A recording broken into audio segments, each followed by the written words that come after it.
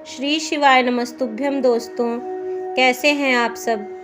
चलिए आज देखते हैं हम कान्हा जी की सेवा कैसे करते हैं, कैसे उनका पंचामृत स्नान कराया जाता है, कैसे उन्हें क्या भोग लगाएं और किस तरह से उन्हें वस्त्र पहनाएं, कैसे आरती करें। तो क्योंकि आज पंचामृत स्नान भी हम करा रहे हैं, तो पंचामृत पहले हम बना रहे हैं, तो इसके लिए सबसे पहले हमने दही लिया और दूध, फिर घी, और ये हम शहद मिला रहे हैं। तो दूध, दही और जो घी है वो शुद्ध देशी गाय का घी है, दूध दही है। तो दूध, दही, घी जो भी है वो आप गाय का ही लीजिए। इसके बाद ये देखिए, ये शक्कर है, तो शक्कर में ये जो कच्ची चीनी आती है, आप दुकान पे पूछेंगे कि पूजा वाली जो शक्कर आती है कच्ची चीनी, अगर वो नहीं है तो आप गुड़ भी मिला सकते हैं। तो इस तरह से पंचामृत हम बनाकर पहले तैयार कर रहे हैं, क्योंकि हम पंचामृत स्नान कराने वाले हैं भगवान का। तो आप गुड़ मिला लीजिए और फिर हम इन चीज़ों को चम्मच की सहायता से मिला लेंगे। तो इस तरह से भगवान के स्नान के लिए हम पंचामृत बना रहे हैं। और आप भोग के लिए भी बनाएं तो अलग से आप भोग में कुछ मेवे भी मिला सकते हैं। तो इस तरह से भगवान का पंचामृत स्नान कराएंगे। तो देखिए, हमने अपने कान्हा जी को इस तरह से थाली में रख लिया है। तो पूजन पाठ के लिए जो भी आप बर्तन प्रयोग करें वो पूजा के लिए अलग ही रखें। तो मतलब कि जिन बर्तनों में हम खाते हैं उन बर्तनों में पूजा ना करें। तो अगर आपके पास शंख नहीं है तो आप सीधे पात्र से भी, लोटे से भी भगवान का स्नान करा सकते हैं। तो फिर हमने इसमें शंख में जल भर लिया है और भगवान के स्नान में जो भी आप जल या पंचामृत प्रयोग करते हैं तो उसमें तुलसी के पत्तों का प्रयोग करना चाहिए हमें ज़रूर से ज़रूर। तो इस तरह से हम पहले शंख में जल भर लेंगे और फिर उसमें तुलसी का पत्ता डालेंगे और तब आप भगवान का स्नान कराएं। स्नान कराते समय आप ओम नमो भगवते वासुदेवाय या राधे राधे राधे राधे इस तरह से जाप कर सकते हैं। कहते हैं राधे राधे जपो चले आएंगे बिहारी। तो कान्हा जी को बहुत पसंद है ये नाम राधे राधे। तो इस तरह से आप राधे राधे राधे राधे जपिए और भगवान का स्नान कराइए। फिर हम इसमें इसी तरह से हम पंचामृत स्नान भी कराएंगे। तो हम शंख में पंचामृत को भर रहे हैं और पंचामृत डालने के बाद हम थोड़ा पंचामृत बचा रहे हैं, क्योंकि हम शिव जी का भी अभिषेक करते हैं, तो उसमें हमको तुलसी दल नहीं डालना होता है। तो ये कान्हा जी वाले पंचामृत में जो उनका अभिषेक कर रहे हैं उसमें आप तुलसी दल मिलाकर और फिर भगवान का स्नान कराएं। तो पंचामृत स्नान आप अलग अलग भी करा सकते हैं, जैसे कि आपने पहले दूध से, सादे जल से स्नान कराया, फिर दूध से, फिर सादे जल से। तो आप एक एक चीज़ का स्नान कराने के बाद आपको हर बार सादे जल से भी स्नान कराना है। जैसे आपने दूध से स्नान कराया, फिर जल से, दही से, फिर जल से, इसी क्रम में आप पंचामृत स्नान भगवान का करा सकते हैं। फिर इसके बाद भगवान को अच्छे से नहला कर, साफ सुथरा करके हमें उनका पैर छूना चाहिए और फिर सूखे वस्त्र में, मुलायम कपड़े में हमें भगवान को पोंछना चाहिए। अपने कान्हा जी को हम इस तरह से पोंछ लेंगे और फिर उसी तरह से हमें कान्हा जी की भी मालिश करनी है यहाँ पर। तो ये शुद्ध घी हमने ज़रा सा अपनी उंगली में लिया है और इस तरह से हम कान्हा जी को मालिश करेंगे उनकी शुद्ध देसी घी से।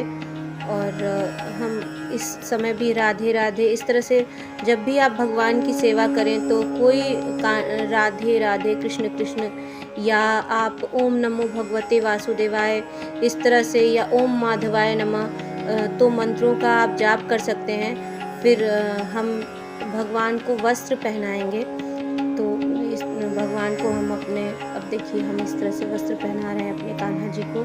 तो कान्हा जी का भी श्रृंगार करेंगे, वस्त्र पहनाएंगे। तो जो भी आप श्रृंगार करते हों, जैसे कुछ लोग मुरली भी देते हैं भगवान को या हाथों में पहनाते हैं, तो हमारे कान्हा जी तो बहुत छोटे हैं, तो हम ये सब मुरली या कुछ हाथों वगैरह में उनके आभूषण नहीं पहनाते। तो सिंपल ही सादा हम श्रृंगार करते हैं भगवान का। तो इस तरह से हमने उनको वस्त्र पहना कर बैठा दिया है। इसके बाद हम कान्हा जी को अपने माला पहना रहे हैं। और ये देखिए एक तुलसी की भी माला हमारे पास है, तो वो भी हम उनको पहनाएंगे। तो हाँ, फिर ये जो जल है, इस जो हमने भगवान को अभिषेक कराया था, उस जल का हमें सभी लोगों को थोड़ा थोड़ा आचमन करना चाहिए, माथे पर लगाना चाहिए। और जहाँ हम अपने घर में जैसे हमारी अलमारी है, यहाँ जहाँ हम बरकत की चीज़ें रखते हैं, तो वहाँ हमें थोड़ा सा छिड़काव भी करना है अपने घर में भी। तो इस तरह से कीजिएगा कि किसी के पैरों के नीचे ना आए, और फिर वो जल आप किसी साफ पेड़ में, गमले में डाल दीजिए। और भगवान को इस तरह से दर्पण दिखाना चाहिए, जैसे हमें हमारे घर के बच्चों को तैयार होके या खुद को हमें तैयार होके दर्पण में देखना अच्छा लगता है, उसी तरह कान्हा जी को भी दर्पण दिखाते हैं हम। और फिर हम दीप जलाएंगे। दीप जलाने के बाद दीप की पूजन करेंगे, प्रणाम करेंगे, और फिर हम दीप दिखाएंगे भगवान को। तो आप साथ के साथ सब जगह, मतलब आपके भगवान जितने मंदिर में भगवान हैं, आप सबको एक साथ भी दीप ऐसे दिखा दीजिए। और दीप दिखाने के बाद हम भगवान को धूप दिखाएंगे। ऐसे ही भगवान को दीप धूप जरूर हमें रोज भी दिखाना चाहिए पूजन में। और देखिए वैशाख माह, कार्तिक माह, हमारे चैनल पर वैशाख पूजन का विशेष करना चाहिए, वैशाख स्नान की विधि और हमें किस तरह से पूजन करना चाहिए, क्या खास उपाय हैं, इसका भी एक वीडियो डला हुआ है। तो हम उसका भी लिंक डिस्क्रिप्शन में दे देंगे। यदि आपको वो वीडियो देखनी है तो आप वहाँ से उसे देख सकते हैं।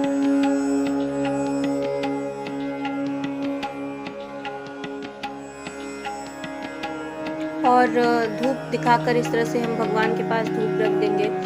और फिर उसके बाद हम भगवान को तिलक कर रहे हैं, तो चंदन से भगवान का तिलक करें। चंदन या अष्टगंध या हल्दी, इन सभी चीज़ों से भगवान का हमें तिलक करना चाहिए। तो देखिए, अगर आपके पास इतनी व्यवस्था, पंचामृत, आप दूध में गुड़ मिलाकर भी भगवान का अभिषेक कर सकते हैं। उसके बाद आप जल मिला लीजिए। हाँ, और नहीं है तो आप सादे जल से भी आप भगवान का स्नान करा सकते हैं। फिर हमने फूल और तुलसी दल भगवान को चढ़ाया है। और ये देखिए, तुलसी की मंजरी अगर आपके पास है तो आप वो भी भगवान को ज़रूर चढ़ाएं। फिर भोग के लिए देखिए, आपके पास जो भी व्यवस्था हो, तो आप, ये ज़रूरी नहीं कि जो हम दिखा रहे हैं वही आप भोग लगाएंगे। श्रद्धा सामर्थ्य से आप भोग लगा सकते हैं, किंतु यदि आप पंचामृत का भोग लगा सकते हैं वैशाख माह में तो ज़रूर लगाइए। या इस तरह से आप कुछ सूखे मेवों का भोग लगा सकते हैं। और आप अगर घर में कुछ पकवान बनाकर भगवान को भोग लगा रहे हैं तो इस बात का ध्यान रखिएगा कि उसमें कोई लहसुन प्याज ना पड़ा हो। आपका रसोई जो है वो शुद्ध होनी चाहिए, गैस साफ़ होनी चाहिए, बर्तन आपके साफ़ होने चाहिए। तो इस तरह से आप बनाकर भी भगवान को भोग लगा सकते हैं। और उनके भोग में तुलसी दल अवश्य डालें, कान्हा जी के भोग में। तो इस तरह से हमें भगवान के पास निवेदन कर कर के हम उनको दिखाकर और इस भोग को वहाँ पर रख देंगे। और देखिए, जैसे हम बच्चों को, छोटे बच्चों को अपने हाथ से खिलाते हैं, वैसे हमें भी कम से कम 5 बार तो भगवान को अपने हाथ से उन्हें भोग निवेदन करना चाहिए। और ऐसा करते वक्त आप बोल सकते हैं कि आइए कान्हा जी भोग लगाइए, या आओ जगन्नाथ भोग लगाओ। ऐसे करके हमें बोलते रहना चाहिए। और भगवान को भोग के भाव से हमें हर चीज़ें उनको दिखानी चाहिए। और फिर भोग लगाने के बाद आप वहाँ जल अवश्य घुमाएं, जल घुमाकर जल रखें। तो कान्हा जी के जल में भी हम तुलसी के पत्ते ज़रूर डालते हैं। तो इस तरह से आप तुलसी का पत्ता डालें और फिर उसके बाद आप वहाँ पे जल घुमाकर और भगवान के पास वो जल हमें ज़रूर रखना चाहिए। तो भोग लगाने के बाद आपको जो पूजन पाठ करनी है, या कुछ मंत्र जाप है, या राधे राधे का जाप, ओम नमो भगवते वासुदेवाय, इस तरह से आप थोड़ी देर तक पाठ कीजिए। और थोड़ी देर के बाद जैसे कान्हा जी का, जैसे हम बच्चों का मुख पोंछते हैं, उस तरह से मुलायम कपड़े में जल लगाकर, हल्का भिंगाकर हमें अपने कान्हा जी का मुख साफ कर देना चाहिए। और फिर हमें आरती करनी चाहिए। और आरती करने के बाद हम भगवान से क्षमा प्रार्थना करते हैं कि हे भगवान, हमसे जो भूल चूक हो गई है, जो कमी रह गई है उसे पूर्ण करिए। हम में इतनी सामर्थ्य नहीं कि हम आपकी पूजन करेंगे। जो आपने कराया है, जैसा कराया है वैसा हमने कर लिया है। इस तरह से और कुछ जो कमी अधिकता रह गई हो उसे क्षमा करिएगा। ऐसे क्षमा प्रार्थना कर लेने के बाद हम आसन के नीचे जल लगाकर वहाँ उस जगह को प्रणाम करके फिर उठेंगे।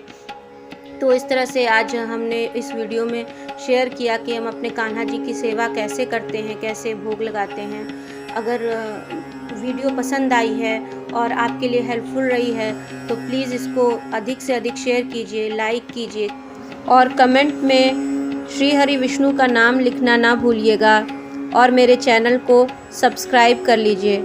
श्री शिवाय नमस्तुभ्यम।